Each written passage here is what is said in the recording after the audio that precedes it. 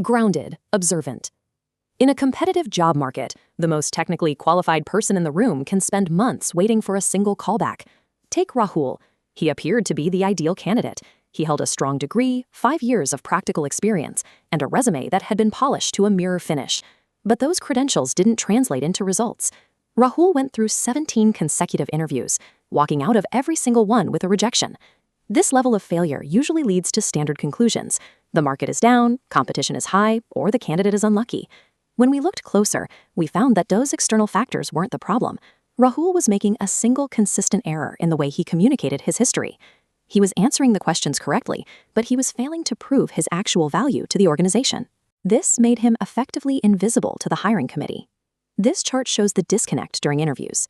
While candidates broadcast raw skills, the hiring manager is tuned to a different frequency. When experience is dismissed, it's because positioning failed to land. Skills weren't framed as a solution.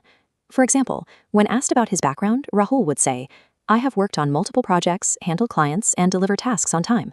This is a trap. By listing daily tasks, you are essentially reading back the baseline job description to the person who wrote it. You aren't defining who you are as a professional. This creates a sea of sameness. Every other candidate is likely using those exact same phrases, causing you to blend into the background noise. Without context or specific results, your experience becomes a generic list. To a decision maker, that makes you entirely forgettable. To fix this, you must adopt the language that hiring managers actually use, the language of results. We restructured Rahul's answer to highlight his direct influence. Instead of listing tasks, he said, "I led a client migration project that reduced processing time by 32%, preventing a $50,000 loss during transition." This diagram shows why that works. First, it provides a measurable efficiency gain of 32%. Second, it cites a specific dollar amount in loss prevention. Those metrics shift the perspective. You stop being just a worker and become a quantifiable problem solver. The actual job experience stayed the same. Rahul didn't change his past, he only changed how he proved the impact of that past. Hiring managers aren't looking for good candidates.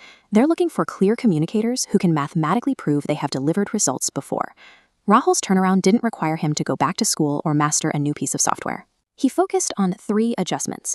He refined his storytelling, he quantified his achievements, and he clarified his market positioning. The shift was immediate. After 17 rejections, his next 3 interviews resulted in 2 job offers. If you aren't getting the callbacks you expect, stop looking at the economy or the competition as the primary cause. Look at your communication. Are you merely broadcasting your daily tasks, or are you demonstrating the outcomes you created? In a competitive professional setting, your hard effort is expected, but it's only evidence that gets you hired.